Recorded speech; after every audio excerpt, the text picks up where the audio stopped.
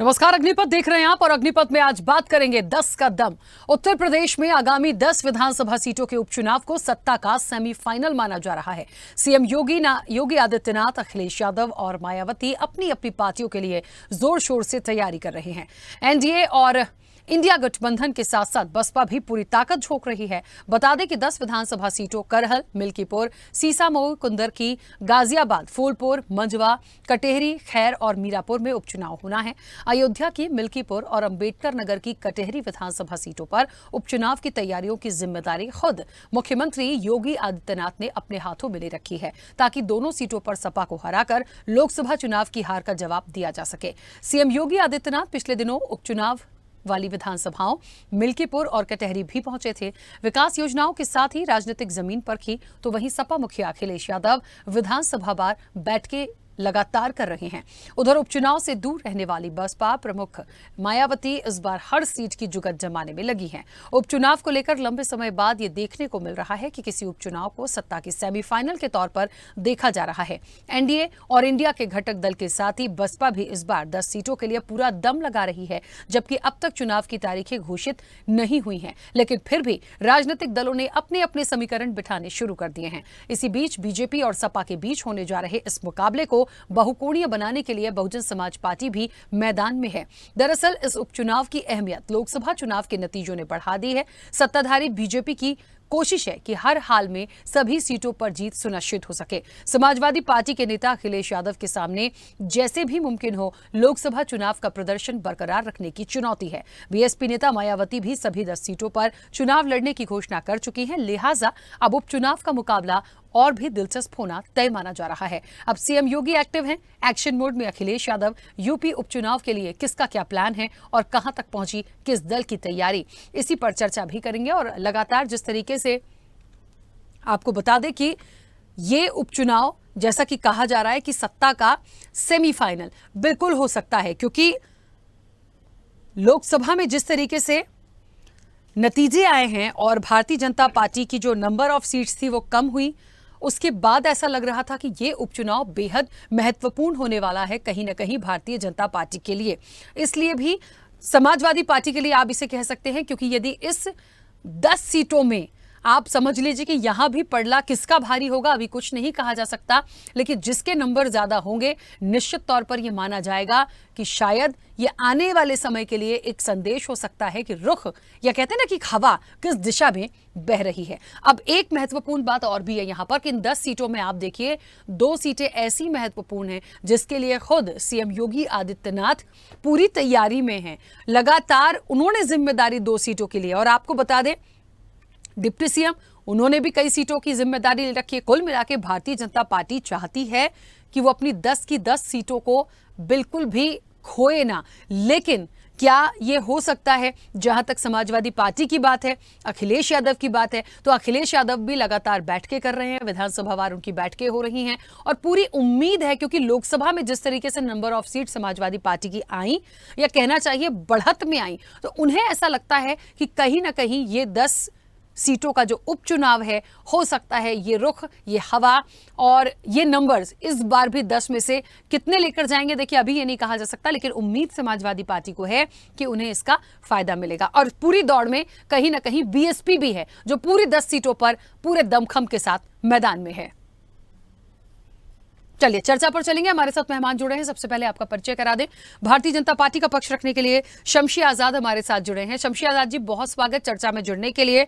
अब से कुछ देर में समाजवादी पार्टी का पक्ष रखेंगे मीसम जैदी, मीसम जी का भी स्वागत है, फिलहाल हमारे साथ कनेक्ट नहीं है। और बीएसपी का पक्ष रखेंगे राजीव उपाध्याय, उनका भी स्वागत है, फिलहाल हमारे साथ कनेक्ट नहीं है।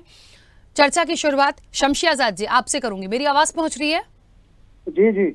शमशी आजाद जी, कितनी बड़ी चुनौती और कितना महत्वपूर्ण मान रहे हैं 10 सीटों के उपचुनाव को? ये सवाल मैं इसलिए ले रही हूं क्योंकि जिस दिन से सुना देखा, लगातार तैयारियां देखी कि खुद जो सीएम हैं वो कुछ सीटों की जिम्मेदारी लेकर हैं, तो मतलब एक बहुत गहन चिंतन मंथन है इसके पीछे कि बहुत महत्वपूर्ण ये 10 सीटें या 10 का दम बड़ा महत्वपूर्ण भारतीय जनता पार्टी के लिए। जी धन्यवाद, और माफी चाहते हैं कि हम वीडियो पे नहीं कनेक्ट हो पाए। देखिए, भारतीय जनता पार्टी के लिए बहुत मुश्किल काम नहीं, क्योंकि भारतीय जनता पार्टी सत्ता में भी है और कहीं ना कहीं जनता ने उसको विश्वास में लेकर ही दूसरी बार मुख्यमंत्री बनाया योगी आदित्यनाथ को। परिस्थितियां लोकसभा चुनाव में भले भारतीय जनता पार्टी के लिए थोड़ी निराशाजनक रही उत्तर प्रदेश में, लेकिन हाल फिलहाल ये है कि जो कानून व्यवस्था है उसे जनता ने एक बार फिर विश्वास के सहारे आगे बढ़ाया है। और जो आजकल घटनाएं घट रही, चाहे अयोध्या की घटना हो चाहे कन्नौज की हो, जिससे वहाँ के मतदाताओं का मनोबल गिरा है और ये सोचने पर उन्होंने मजबूर हो गया है कि एक बार फिर से भारतीय जनता पार्टी के प्रतिनिधि को चुना जाए, जिससे प्रदेश में विकास हो सके, प्रदेश में अमन चैन बना रहे, लॉ एंड ऑर्डर पूरी तरह से महफूज रहे, घर की बहू बेटियां पूरी तरीके से सुरक्षित रहे, बच्चे सुरक्षित रहे, शिक्षा स्वास्थ्य की व्यवस्था जिस तरीके से चल रही उसी तरीके से चले। और इस वक्त योगी आदित्यनाथ ने जब अपने हाथ में कमान लिए, वो भी अयोध्या और मिल्कीपुर जैसी सीटों का बाकी जिम्मेदारियां और मंत्री और डिप्टी सीएम को दिया गया है, तो कहीं ना कहीं कार्यकर्ताओं का मनोबल भी एक बार फिर से वो जो है उजागर हुआ है। कहीं ना कहीं उनका मनोबल बढ़ा है, आत्मविश्वास उनका लगातार बढ़ता जा रहा है। उससे ये उसके बाद ये तिरंगा यात्रा जो निकाली गई, जिससे भी प्रदेश में पूरा तिरंगा यात्रा के माध्यम से जनता में और कार्यकर्ताओं में स्पेशली जो है उनका जो अलग से उत्साह बढ़ा है। तो कहीं ना कहीं ये सारी चीजें मिला जुलाकर आने वाले विधानसभा के उपचुनाव में भारतीय जनता पार्टी को जीत दिलाने में अहम किरदार निभाएंगी। योगी आदित्यनाथ लगातार जिस तरीके से दौरा कर रहे हैं, अधिकारियों को जिस तरीके से निर्देश कर रहे हैं, जिस तरीके से अपराधियों को लगातार एनकाउंटर किया जा रहा है, जेल की सलाखों के पीछे डाला है, उससे भी ये लग रहा है कि अपराधियों में एक बार फिर से भय उत्पन्न हुआ है।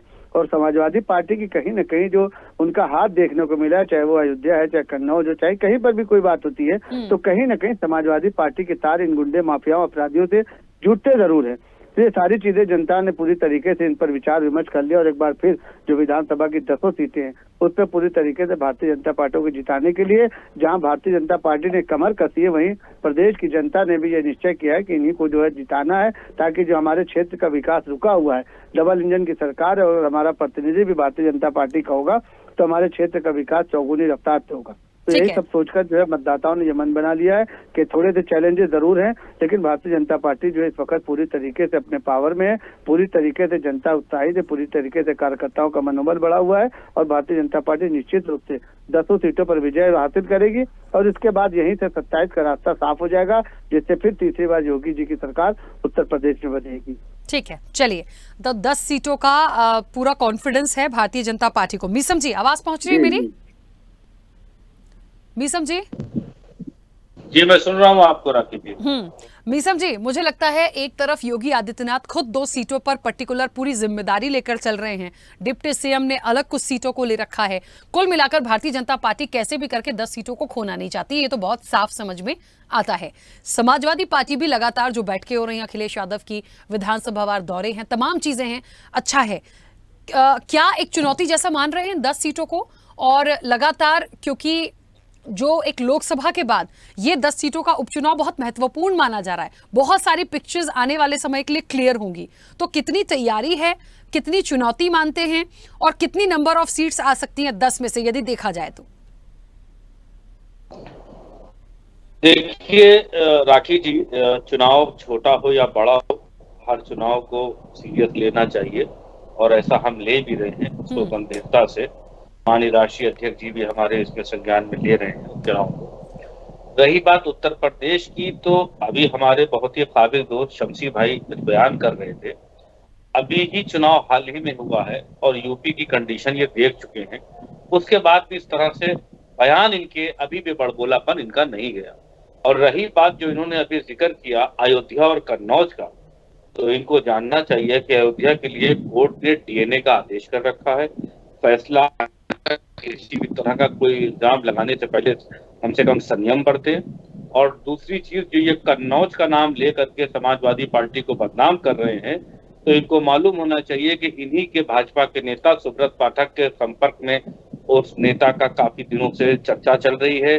2019 से उसने मंच भी साझा किया है भारतीय जनता पार्टी के साथ में, और यहाँ तक के समाजवादी पार्टी की प्राथमिक सदस्यता भी उस आदमी के पास नहीं है।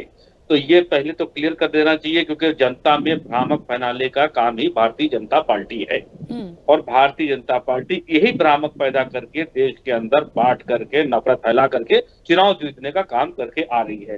हालांकि अयोध्या की बात रही, तो जो माननीय मुख्यमंत्री हुई अपने कह रहे हैं कि वो इसमें सक्रिय हो जाएंगे, तो सक्रिय होना ही पड़ेगा। जिस तरह से उत्तर प्रदेश की बागडोर उनके हाथ से निकल चुकी है, अयोध्या वो हार चुके हैं, तो ये प्रायश्चित करने जा रहे हैं वो अपनी इस हार का, अयोध्या लोकसभा सीट का, मिल्कीपुर। और वो ऐसा होना नहीं है, क्योंकि इनको मालूम है कि सेंटर से भी इनके ऊपर काफी दबाव है। और रही बात अपराधियों की, तो भारतीय जनता पार्टी अपराधियों को पैदा करती है और अपराध जगत को पैदा कर रही है, और फिर उसको मिटाने का एक ढोंग रच रही है उत्तर प्रदेश की जनता के सामने, जिससे जनता गुमराह हो जाए। और जनता अब इनके बहकावे में आने वाली नहीं है। हालांकि जिस तरह से उत्तर प्रदेश की स्थिति आपने देखी है, दिन पर दिन बदतर होती जा रही है, रेप होते जा रहे हैं, ये उनका कोई कंट्रोल नहीं है। ये अगर कहते हैं कि हम महिलाओं की, माफ कीजिएगा, महिलाओं की सुरक्षा के लिए बीजेपी काम कर रही है, तो महिला कहीं सुरक्षित नहीं है, इसकी वानगी आप देखने को मिल रही है। अगर बलात्कार होता है तो उसका ठिकराइए समाजवादी पार्टी के नेताओं पर, और समाजवादी पार्टी पर ठोक देते हैं। इस तरह के लगातार ये देखने को मिल रहा है, वो चाहे आपका कन्नौज हो और या आपका अयोध्या हो। और इस तरह का प्रोपेगेंडा करके अयोध्या में इस तरह की चर्चा की गई है, ताकि इनको मालूम है कि उपचुनाव में इनको इसका लाभ मिल सके। परंतु राखी जी, लाभ मिलना तो दूर, बहुत दूर की बात है, ये 10 सीट हारते नजर आ रहे हैं। और आप देखिएगा कि इनकी हार निश्चित है।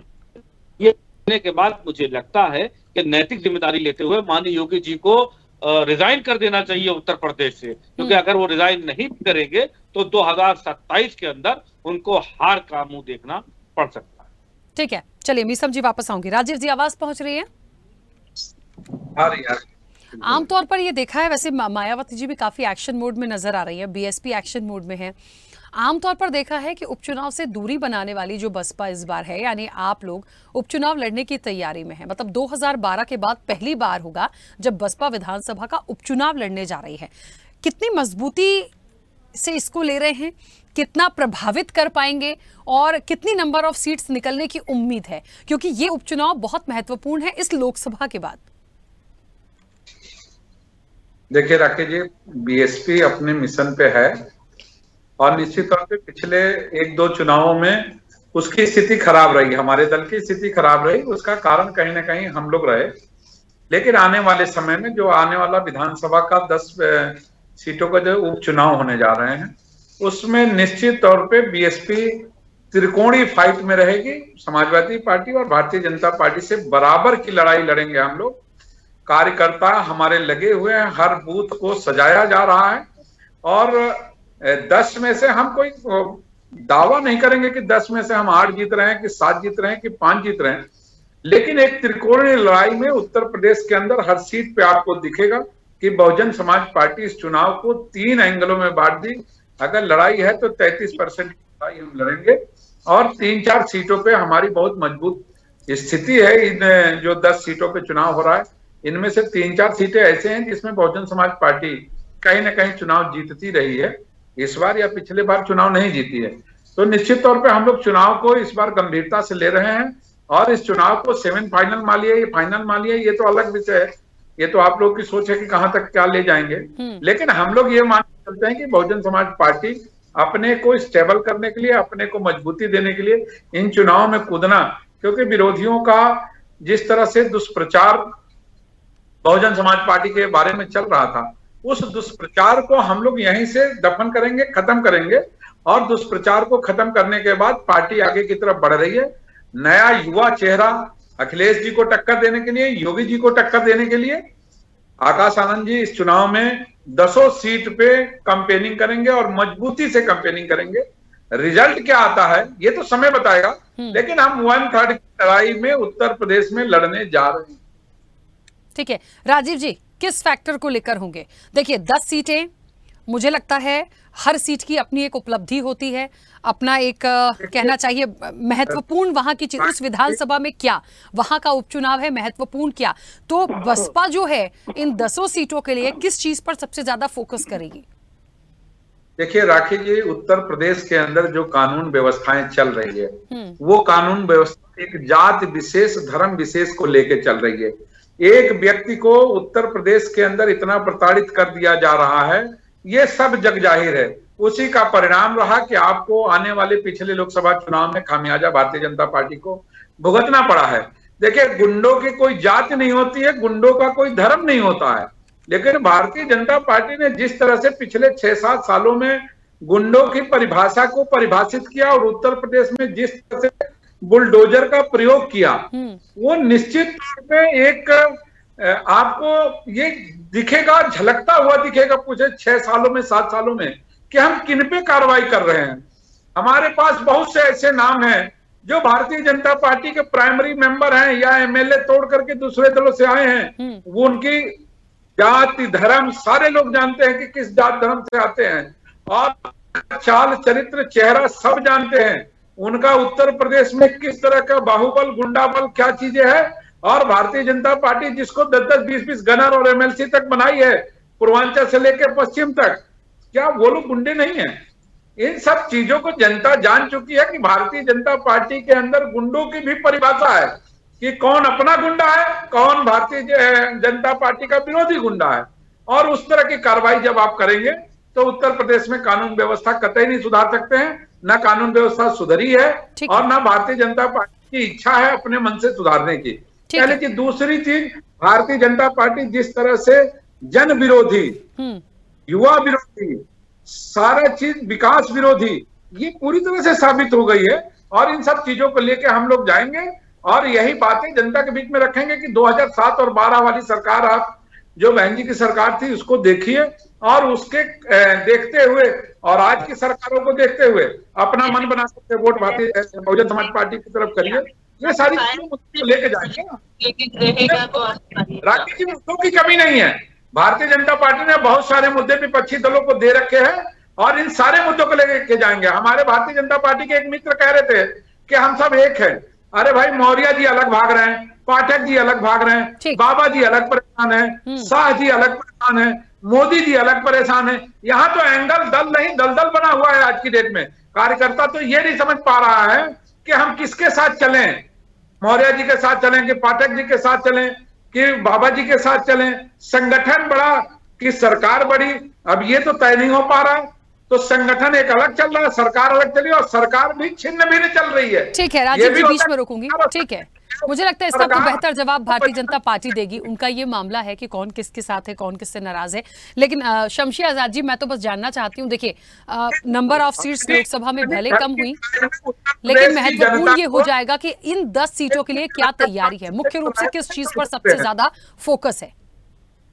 देखिए, सबसे पहले तो अभी जो हमारे भाई साहब दलितों की बात कर रहे थे और हमें लग रहा था जैसे समाजवादी पार्टी का वो समर्थन कर रहे थे, लेकिन उनको कम से कम गेस्ट हाउस कांड जरूर याद करना चाहिए जब बहन मायावती जी के साथ जो है समाजवादी पार्टी के गुंडों ने जो काम किया था वो इतिहास में नहीं बल्कि पूरी दुनिया में दर्ज हो चुका है सुनहरे अक्षरों में कि किस तरीके से समाजवादी पार्टी की वहीं से गुंडागर्दी जो है जनता के सामने आई थी। और हमारे बड़े भाई मीसम जैदी साहब जिस तरीके से गुंडे माफियाओं अपराधियों का बचाव कर रहे थे, तो हमें लगता भी क्योंकि समाजवादी पार्टी का प्रवक्ता जो होता है वो कहीं ना कहीं बाकायदा जब तक उसके रिकॉर्ड में ये होता नहीं कि ये बहुत बड़ा गुंडा हो माफिया हो, जब तक न उनको प्रवक्ता बनाया जाता है, न बड़ा पद दिया जाता है, न सांसद और विधायक बनाया जाता है, एमएलसी बनाया जाता है। तो ये समाजवादी पार्टी की परंपरा है कि ये जो है हमेशा गुंडे माफियाओं का, अरे ये हाथरस की बात बहुत किया करते थे, लेकिन अयोध्या कन्नौज की बात करने के लिए समाजवादी पार्टी के पास न शब्द है कि ट्विटर पर ट्वीट करें, न फेसबुक पर आकर, सोशल मीडिया पर आकर, ये टीवी चैनल के माध्यम से बैठकर मुद्दे पर चर्चा करें। आरोप लगाना कि अभी तो केस चल रहा है, अभी तो ऐसा चल रहा है, अभी तो वैसा चल रहा है, वो बात सही है, डीएनए कराया जाएगा, कोई बात नहीं है, लेकिन अपराधी तो है, कन्नौज से जो निकला अपराधी तो है, समाजवादी पार्टी का डीएनए उसके अंदर है।